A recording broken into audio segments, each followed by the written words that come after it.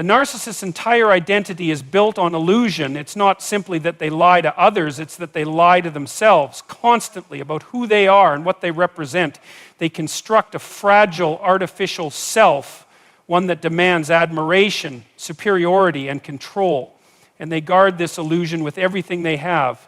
It's why they react so aggressively to criticism, why they rewrite history to suit their own narrative, and why they avoid true self-reflection at all costs. The moment someone pierces that illusion, even slightly, is the moment they experience something they cannot tolerate, reality. Now, what's interesting about this is that most people assume narcissists are confident.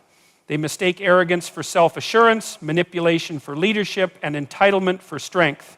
But the truth is, a narcissist is deeply insecure. Their entire psychological structure is built around avoiding a fundamental truth, that they are not the perfect, superior individual they present to the world. And so when you ask a question that forces them to confront this reality, just one precise, well-aimed question, it sends them into a panic because they are not prepared to answer with honesty. They are only prepared to manipulate. Think about that for a moment. Most people, when questioned about their behavior or their motives, will reflect, even if it makes them uncomfortable. A psychologically healthy person might get defensive at first, but given enough time, they will consider the validity of what's being asked. They will, at some level, seek truth. A narcissist, however, cannot afford to do that. They have spent their entire existence avoiding truth. Instead, they will react with defensiveness, denial, or outright hostility. They will do anything but acknowledge the uncomfortable reality that your question has exposed. This is why narcissists fear being questioned. It's not the question itself that threatens them, it's what the question represents. A challenge to their control, a crack in the image they've carefully constructed, a potential unraveling of the false self they have spent years, sometimes decades, maintaining. And most of all, it threatens to reveal what they desperately try to keep hidden. That beneath all their bravado, they are not strong. They are weak. Consider what happens when you ask a narcissist something that forces them to be accountable. Something as simple as, why do you always blame others when something goes wrong? Now, if they were a person grounded in reality, they might pause and think, maybe they'd feel uncomfortable, maybe they'd even be a little embarrassed, but ultimately they would reflect. But a narcissist, they won't reflect. They'll retaliate. They'll deflect the blame onto you or someone else, or they'll turn the conversation into an attack, accusing you of being the problem for daring to question them. Why? Because to admit even the slightest flaw would mean confronting the truth of their own imperfection. And that is something they simply cannot do. This is also why narcissists rely so heavily on gaslighting. They need to make you question your own reality so they can maintain their own. If they can make you doubt your memory, your perception, or even your emotions, they can continue living in the fantasy they've created. But when you ask the right question, one that exposes their contradictions, they lose the ability to control the narrative, and that is what sends them into a tailspin. Now, the reason this is so important is because people often misunderstand narcissistic behavior. They think, maybe if I explain myself better, they'll understand. Or maybe if I prove to them that I'm not their enemy, they'll treat me with respect. But the fundamental mistake here is assuming that a narcissist is engaging in good faith. They are not.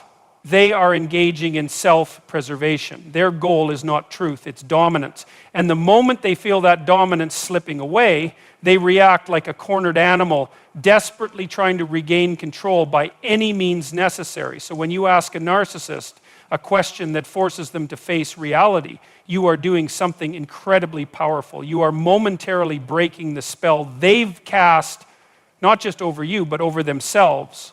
And in that moment, if you watch closely, you will see something remarkable. You will see the fear in their eyes. You will see the cracks form in their carefully maintained persona. Because for a split second, they are faced with the one thing they spend their entire life avoiding, the truth about who they really are. But here's the key. What you do after asking the question is just as important as the question itself. Because the moment you engage in their defensiveness, the moment you try to argue or explain, you give them an opportunity to manipulate their way out of it. The power isn't just in asking the question. The power is in letting it sit, letting them feel the weight of it, watching their reaction instead of just listening to their words. Because their words will always be an attempt to regain control. But their reaction, that is where the truth lies. And if you understand this, you will never again be caught in their web, because you will know that narcissists don't fear confrontation, they don't fear anger, and they certainly don't fear conflict. They thrive on those things. What they fear, what truly terrifies them, is exposure. And sometimes all it takes to expose them is one simple, undeniable question. So the next time you find yourself dealing with someone who twists reality, who refuses accountability, who manipulates and gaslights and plays the endless game of control, remember this: you don't need to argue. You don't need to fight. You just need to ask the right question. And then watch them struggle under the weight of the truth they cannot face. A narcissist's greatest fear is exposure. But exposure doesn't always come in the form of an outright confrontation. In fact, one of the most effective ways to expose a narcissist is to ask them a question they can't answer honestly, not because they don't know the answer, but because to answer truthfully would be to contradict the very foundation of their carefully constructed persona.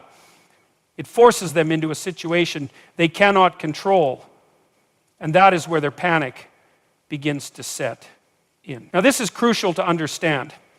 A narcissist operates within a framework of deception, self-deception first, and then deception of others. Their entire identity is built upon maintaining an illusion, and they need to control how others perceive them at all times. This is why they are so skilled at manipulation, why they rewrite history, why they twist reality to suit their narrative. It's not just about power over you, it's about maintaining their own fragile sense of self. And when you ask them a question that cuts through this illusion, you are doing something incredibly dangerous from their perspective. You are challenging the very mechanism that keeps their world intact. A well-placed question doesn't need to be aggressive. It doesn't need to be accusatory. In fact, the more calm and straightforward it is, the more effective it becomes. Imagine, for example, asking a narcissist something as simple as, "Why do you think nothing is ever your fault?" On the surface, it seems like an ordinary question. Direct, yes, but not particularly explosive. But in reality, it is devastating because it forces them to acknowledge a pattern of behavior they cannot afford to acknowledge.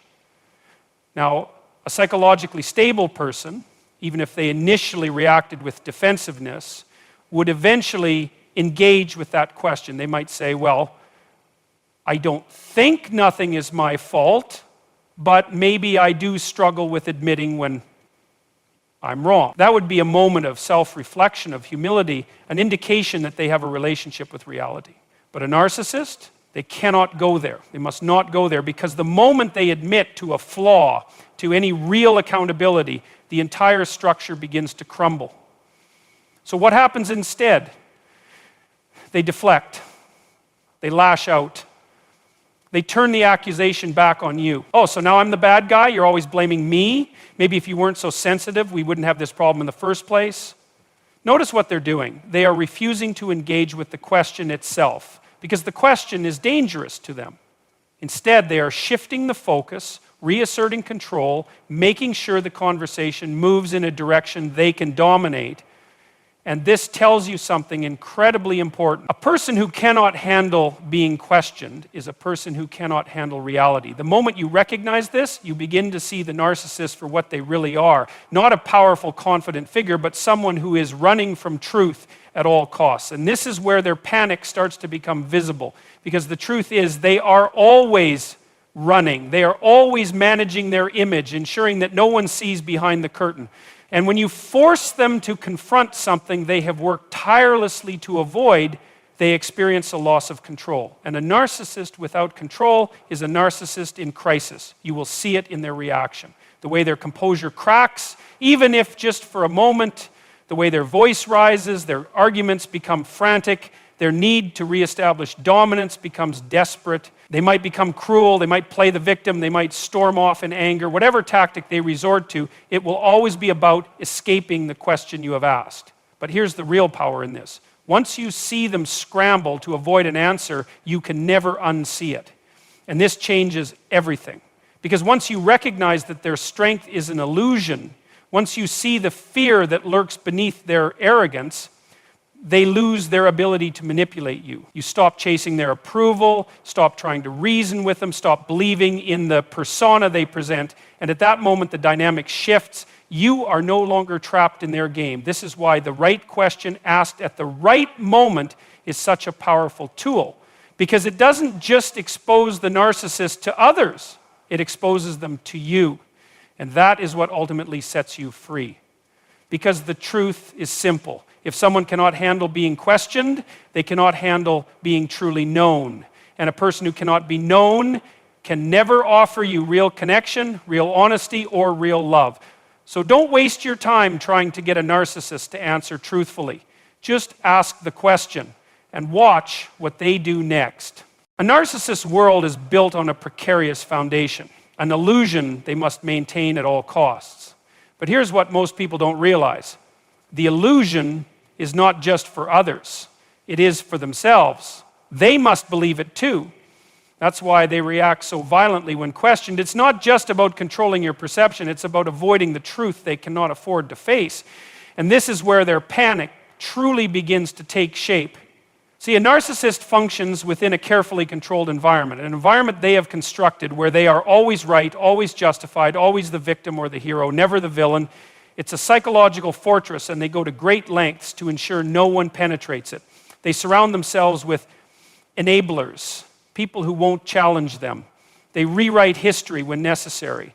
They project their flaws onto others so they never have to look at themselves. But all of this depends on one thing: your participation.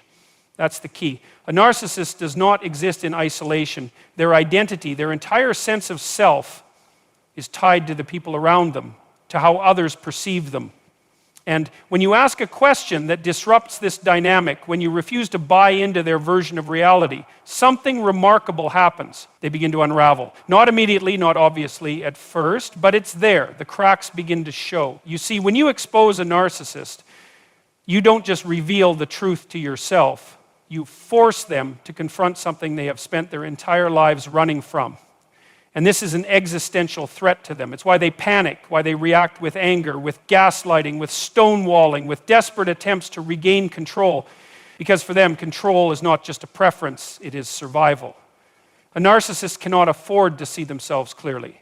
This is why they engage in constant distraction, why they are always seeking validation, always in pursuit of admiration, power, or attention. It's not because they are truly strong or secure, it's because they are hollow. The moment they stop receiving external affirmation, they are left with nothing but themselves. And that is a reality they cannot bear. So when you ask a question that forces them to acknowledge their own inconsistencies, their own hypocrisy, their own inability to take responsibility, you are pulling the rug out from under them. You are forcing them to face something they have spent years, decades even, denying. And that is why their panic is so intense.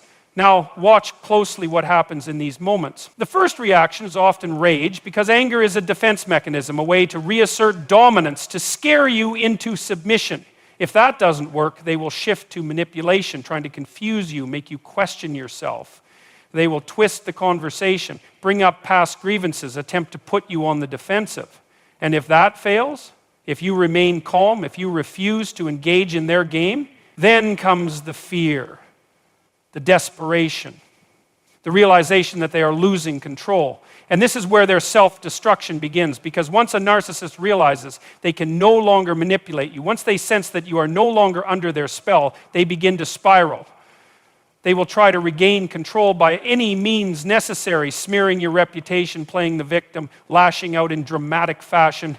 But it won't work, because you have seen the truth. And once you have seen it, you cannot unsee it. This is why exposing a narcissist is such a profound act, not because it changes them. They will fight against that with everything they have, but because it changes you. You stop making excuses for them. You stop trying to fix them. You stop believing in the persona they have so carefully crafted. And that in itself is enough to dismantle their power over you. Because in the end, a narcissist's greatest fear is not being alone.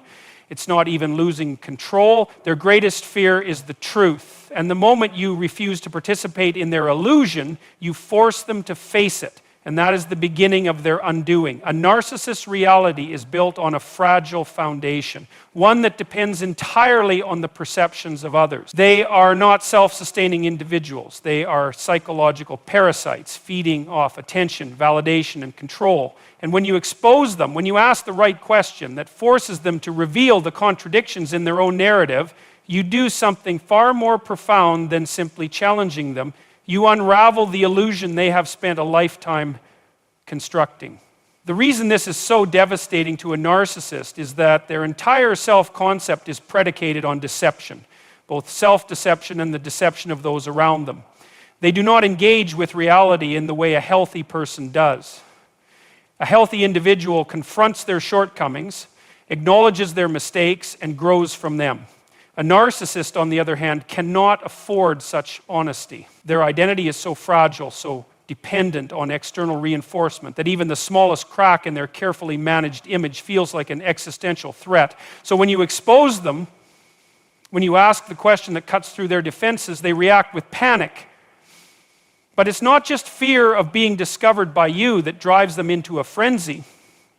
It's the fear of being discovered by themselves. Because deep down, beneath the layers of arrogance, manipulation, and grandiosity, there is an abyss, a profound emptiness that they are desperate to avoid at all costs. This is why they lash out.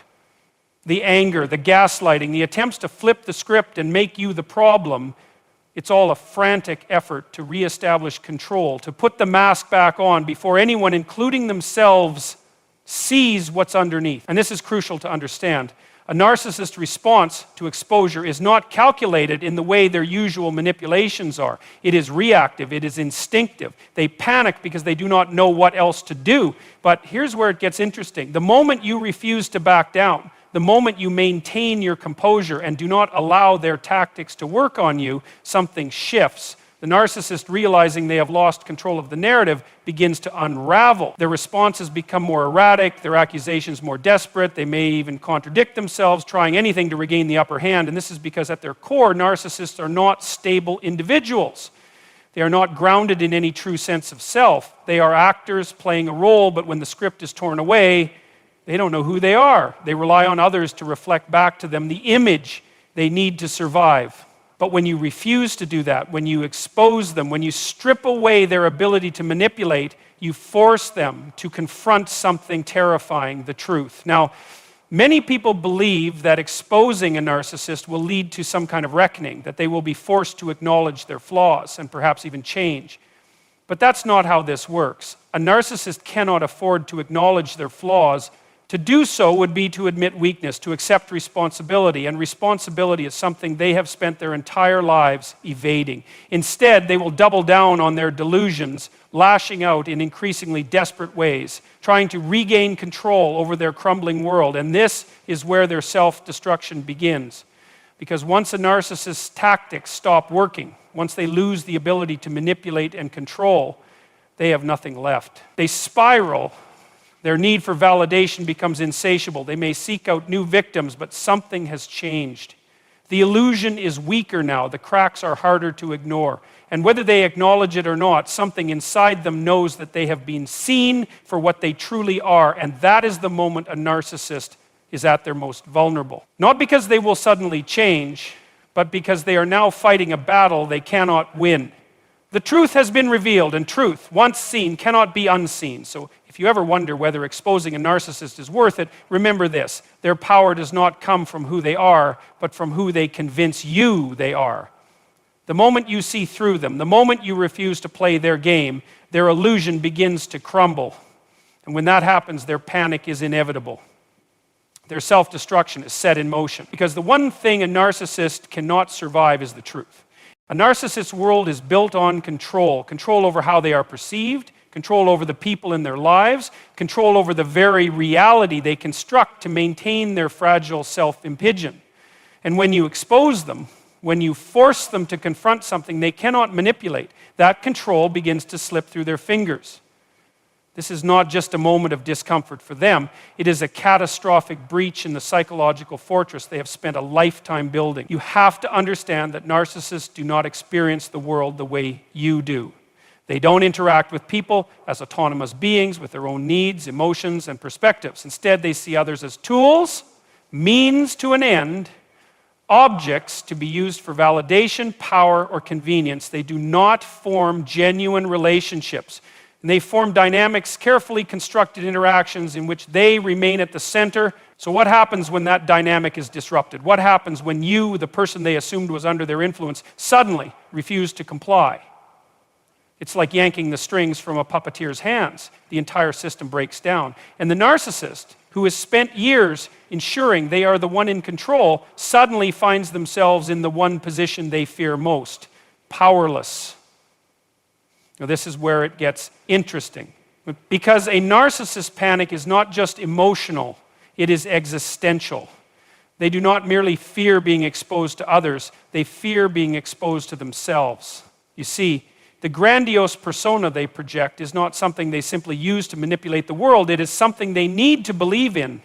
Without it, they would be forced to confront the reality of their own inadequacy, and that is a truth they are utterly incapable of handling. So when you ask the right question, when you expose a contradiction in their carefully curated narrative, what you are really doing is forcing them to look into a psychological mirror, and what they see there is horrifying.